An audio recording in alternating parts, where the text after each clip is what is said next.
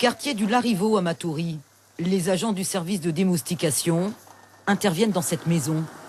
Les locataires sont atteints par le Zika.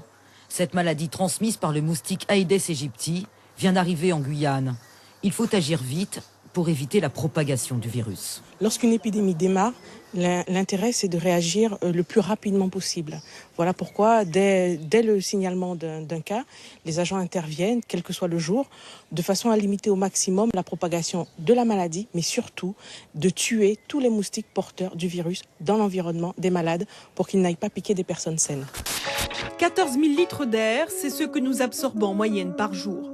Un besoin vital qui peut néanmoins s'altérer avec la pollution. C'est en ce moment le cas en Guyane. Depuis le début de semaine, l'indice atmosphérique oscille entre 7 et 8, ce qui désigne une qualité de l'air plutôt mauvaise, en cause notamment les sables du désert, un phénomène constaté annuellement par l'Observatoire régional de l'air.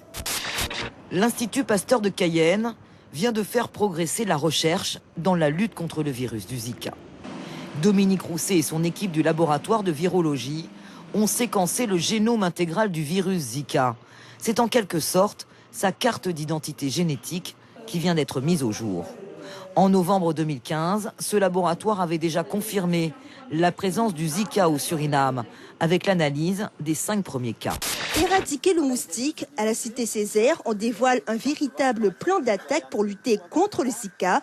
Cela passe par la destruction des gîtes larvaires et des moustiques, passage de la bégonneuse, marquage des points chauds à surveiller et à traiter comme les gynécologues et les sages-femmes.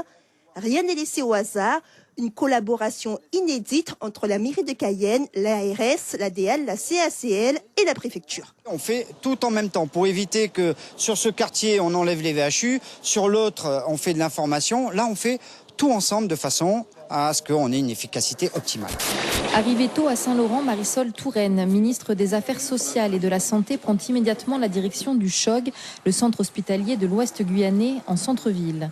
Sur place, elle visite les différents services de l'hôpital, notamment la maternité, le service de pédiatrie et le service des urgences.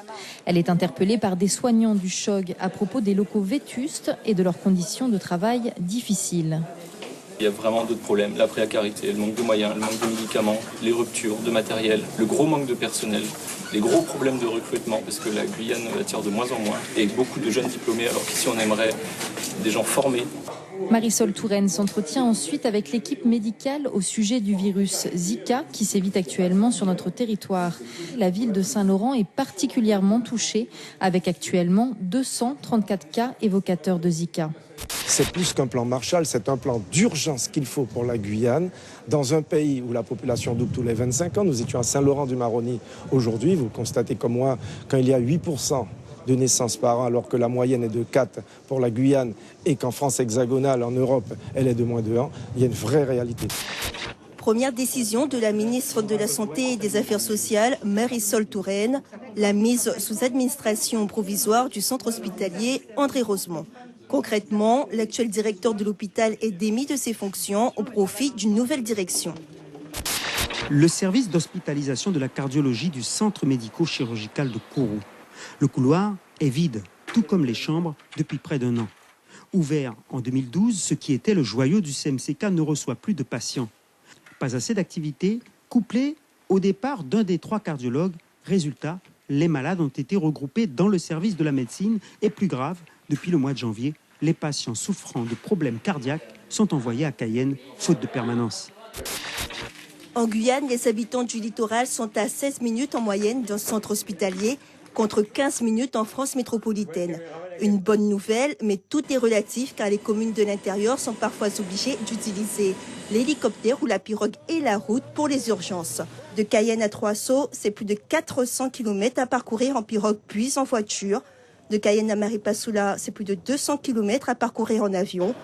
Un accès aux soins rendu difficile à cause de l'étendue du territoire et du manque d'infrastructures.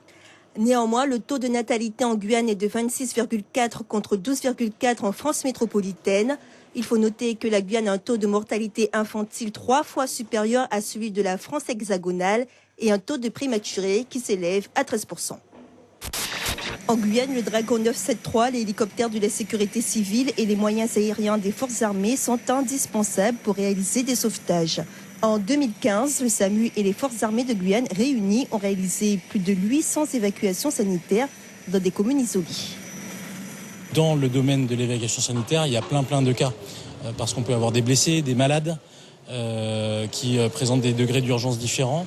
Et on fait parfois des évacuations à partir d'aéroports ou de bateaux comme samedi dernier, à partir des hélicoptères et des avions, avec les hélicoptères ou les avions, et parfois les deux, voire on peut extraire la personne pour les médicaliser correctement.